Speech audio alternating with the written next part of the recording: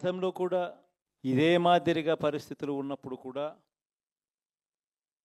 మనం ఏ మాదిరిగా పైకి లేచాము అన్నది కూడా మీ అందరికీ తెలిసిన విషయాలే.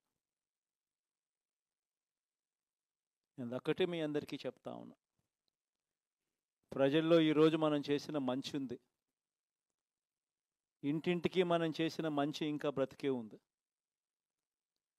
ప్రజల్లో ఈరోజు మనం చేసిన పాలన మీద విశ్వసనీయత అనే పదానికి అర్థం ఈ రోజుకి కూడా ప్రజల్లో ఉంది. గడప గడపకు మనం చేసిన మంచి ఇంకా ప్రజల్లో బతికే ఉంది. మరి ఇవన్నీ ఉన్నప్పుడు మళ్ళీ మనం లేయడం కూడా తథ్యం. కాకపోతే కొంచెం టైం పడుతుంది, ఆ టైం ఇవ్వాలి. ఆ టైం ఇచ్చినప్పుడు, అది జరిగినప్పుడు, పాపాలు పండినప్పుడు ఖచ్చితంగా మళ్ళీ మనం పైకి లేస్తాం. ఈ విషయం ప్రతి ఒక్కరం కూడా గుర్తుపెట్టుకోవాలి. ఎందుకు ఈ మాట కూడా చెప్తా ఉన్నానంటే, రాజకీయాలలో అన్నిటికన్నా ముఖ్యమైన అంశం క్యారెక్టర్, విలువలు, విశ్వసనీయత. ఈ పదాలకు అర్థం తెలిసి ఉండడం రాజకీయాలలో చాలా అవసరం. రాజకీయం అంటే ఎల్లవేళలా అధికారమే కాదు. అధికారంలో లేనప్పుడు కష్టాలు ఖచ్చితంగా వస్తాయి, కానీ ఖచ్చితంగా కష్టాలు వచ్చినప్పుడు మనం ఖచ్చితంగా ఏ రకంగా రియాక్ట్ అవుతాం అన్నది మన చేతుల్లో ఉంది.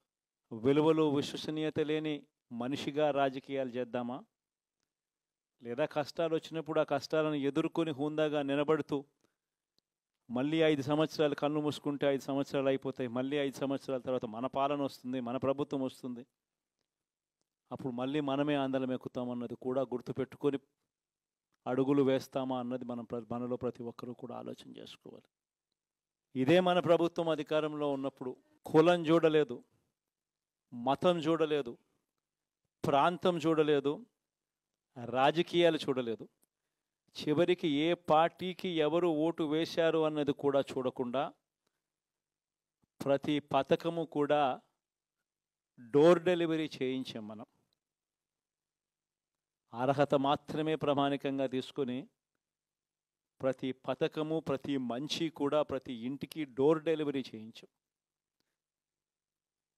అలా ప్రతి మంచి, ప్రతి పథకము డోర్ డెలివరీ చేసిన ప్రభుత్వం మనదైతే, పాలన మందైతే, ఈరోజు కేవలం వాళ్ళ పార్టీకి ఓటు వేయలేదు అని మాత్రమే, ఓటుకు వేయకపోవడమే పాపం అన్నట్టుగా ఈరోజు రావణ కాష్టం సృష్టిస్తూ ఉన్నారు, విధ్వంసం చేస్తూ ఉన్నారు, ఆస్తులు నష్టం చేస్తున్నారు, కొడతా ఉన్నారు, అవమానిస్తూ ఉన్నారు. ఇవన్నీ శిశుపాలుని పాపాల్లో భాగాలుగా ఇవన్నీ అప్పుడే పాపాలు మొదలయ్యాయి.